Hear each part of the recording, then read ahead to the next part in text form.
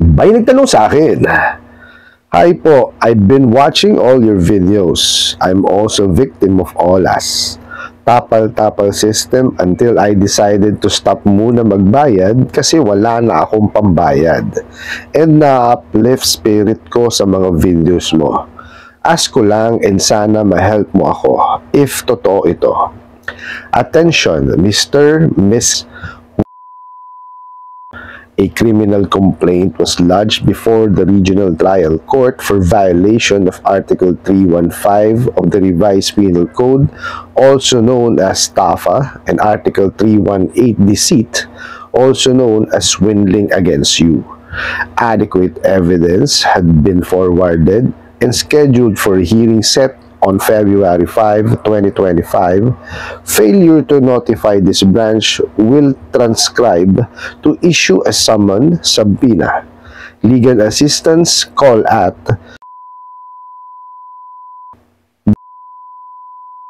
to hold the possible case filing. Alright, napakagandang katanungan po nito.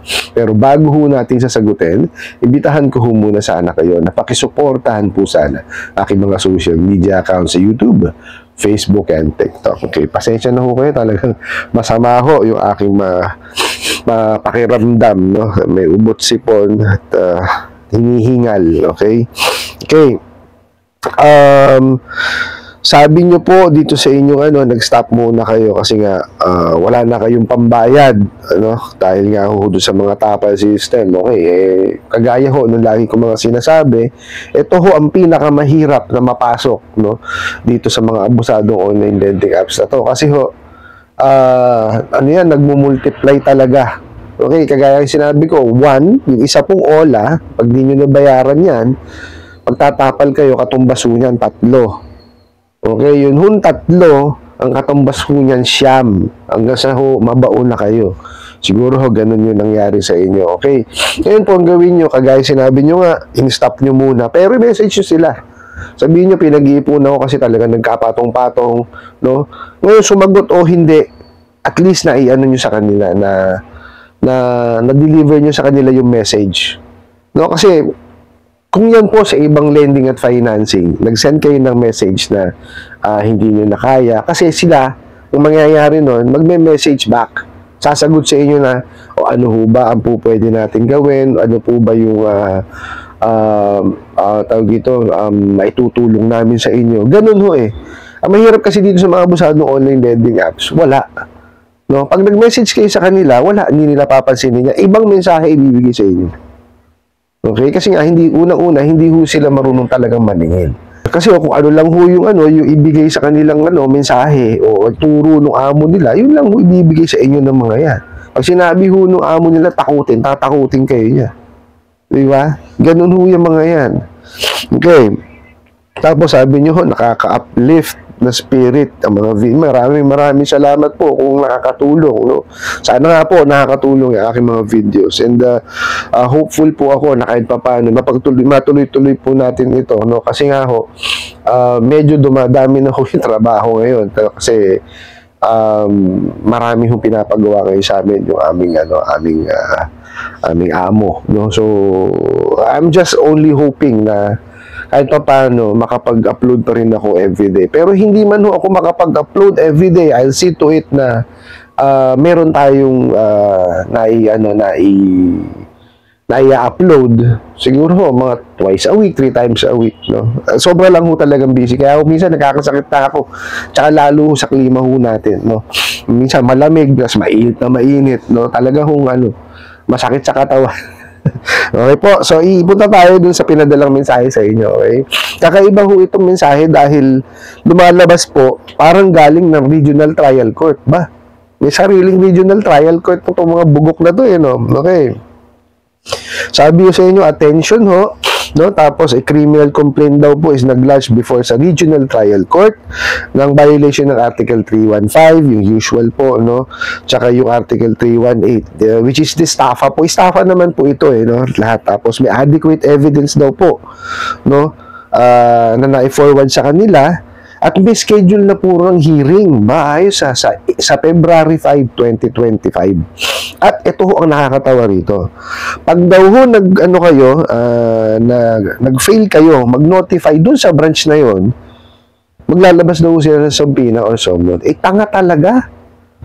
O di ba? Paano nyo ho malalaman na meron hong hearing o meron isinampang kaso sa inyo kung wala ho ipapadala sa inyo subpoena o summon? Di po ba? Sira ulo yata ito eh. Tsaka hindi ho dapat ganyan na nare-receive ng klaseng mensahe. Okay? Dapat ho summon or subpoena. No, formal invitation po. Yung invitation ho kasi yun eh. Okay, para kahit paano po maipagtanggol yung sarili po ninyo. Kung meron nga ho talagang gano'n na sinasabing hearing. And I doubt it. Kasi tingnan nyo ho, pinalalabas ho nila, RTC, yung nagpadala ho sa inyo ng mensahe. Abay, sira ulo tong mga to. Sa dami ho ng trabaho ng mga taga-RTC ho, Regional Trial Court. Abay, gagawa pa ho ng ganyan. Hindi ho ako naniniwala dyan. So, isa na naman ho pananakot yan. Abay ho ba? So, ano ho, malabo ho sa alkitran pa yan. Di ho ba? Ano ka ng tete? Tsaka ang nakakatawa talaga, nakita nyo ha, binasa ko sa inyo ha, failure to notify this branch will transcribe to issuance of summon. Tsaka pala daw maglalabas ng summon tsaka ng subpoena pag hindi nyo sila ni-notify. And the big question is, saan nyo na-notify? Di po ba? Anong RTC? Isa lang ho ba RTC sa Pilipinas? Di po ba? O, nakita nyo mga katangahan yan? Mario Joseph. Oh. Tapos, ito hong legal assistance call at, no? Sinubukan kong tawagan. Ala naman. Hindi ho nagri-ring eh. Oh. Pero, siyempre, para lang sa inano ko rin, hindi ko na ho pinakita. Okay? Sinasabi pa to hold the possible case filing. Tinawagan ko, wala naman. Hindi ho nagri-ring eh. O, di wala ho. Di ho ba? Mario Joseph. Tsaka ano yan, nakita niyo yan, yung mga ginagamit ho nilang mga number, pag tinatawagan nyo, walang sumasagot. Di ho ba? Kasi alam nyo kung bakit. Wala ho kasi silang ipang-re-rebat sa inyo. Wari, kayo tumawag. Di po ba? May sumagot sa kabilang linya. Okay, ngayon may sinabi kayo na kasi hindi ako sino ba pwede makausap dyan kasi wala, kumbaga hindi ako makakapagbayad pa ngayon, maaari ba sa ganitong araw? Hindi nila alam kung ano gagawin doon. Ngangangahan lang, kaya gagawin niya, mumurahin na lang kayo. Magagalit na lang. Kanyang katarantado yung mga yan. Kasi nga walang alam yung mga yan sa paniningil. Baka nadampot lang sa kanto yung mga yan eh. Oh. Di ba? Oh. Tapos ito, kung totoo man po yung sinasabi na doon sa na-raid, no, na yung empleyado ho ng mga ng mga pogo daw po di umano empleyado na na-raid na Ola na yan. O nakita nyo, alam sa paniningil nun? Di ho ba? Baka lang ho ba nila yung paniningil, ganun-ganun lang? Hindi ho. Kami ho, bago kami i-deploy, no, tinuturuan ho muna kami. May mga proper etiquette po yan. May mga tamang pamamaraan po, no, ng paniningil. Hindi lang basta-basta kakatok ka. Oh, tapos tatakutin. Hindi pwede yun.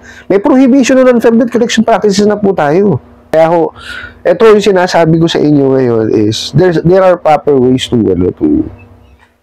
communicate do sa mga kliyente. Kasi na nga nasa hardship na nga ng pagbabayad. Kumbaga, nahihirapan na magbayad So, I think it's just right na magkaroon ng compromise, makipag-usap ng maayos, no? At kumbaga, gawa ng paraan kung paano masusolusyonan, hindi yung ipe-pressure mo pa, no? Kukultahin mo pa yung isip, no? Hindi nakapag-isip na maayos yan. Di ba? So, kagaya ho nung sinasabi nga ninyo, no, na sa ngayon, tinigil nyo muna kasi wala nga kayong pambayad pa dahil naipon na yan. Tapal-tapal system mo di ba? Ang gawin nyo na lang ho is pag-ipunan. Okay? Tsaka nyo po siya bayaran. It's up to you po kung ano gusto nyo kasi dapat dyan nakalista magkano yung utang nyo. Kasi kung ako ho yan, nanguunahin ko dyan is yung malalaki. No? Para ho, para at least, pababa ng pababa yung, yung isipin niyo. Hindi nyo na siya, kumbaga, mauna yung pinakamalaking utang, no? Tapos, ang lagi nyo susundin, kung ang utang nyo po is 10,000 pababa lang at hindi ho lalagpas yung terminal nyo sa 4 months, is yung ceiling on interest rate. No, as per ceiling on interest rate, total, no, ang total po na 15% per month lamang po ang po pwedeng ceiling sa inyo. Ngayon, kung lumagpas po na isang buwan, no, or lumagpas doon sa due date, additional 5% po siya per month, base doon sa naiutang po ninyo. So, yun na lang ang pagbasihan ninyo para hindi kayo mag-isip na paano ko babayaran to. Mag-set kayo, no, ng amount kung magkano iipunin niyo kada salary ninyo, no, para po pag na-reach niyo yung amount na yon, yun yung ibayad niyo. Ganun na lang po, okay? I hope nasagot ko po itong katanungan at sana po'y makatulong. Maraming salamat po sa inyong walang sawang pagsuporta at panonood sa aking mga videos. Maraming salamat po sa inyong pag-like, pag-share, pag-comment at pagtatanong. And kunin ko na rin po itong opportunity na to na imbitahan po sana kayo, na pakisuportahan po sana ang aking mga social media accounts sa YouTube, Facebook, and TikTok. Hanggang sa muli po, yun lang.